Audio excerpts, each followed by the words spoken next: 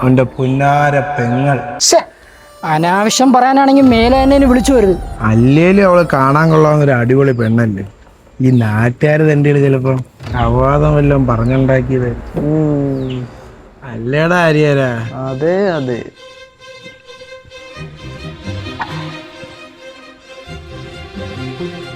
ആദ്യം നീ ഒന്ന് അടിയളയാ, എന്നിട്ട് നമുക്ക് സംസാരിക്കാം. നീ അവളുടെ ഫോട്ടോസൊക്കെ ഒന്ന് നോക്കിക്കേ.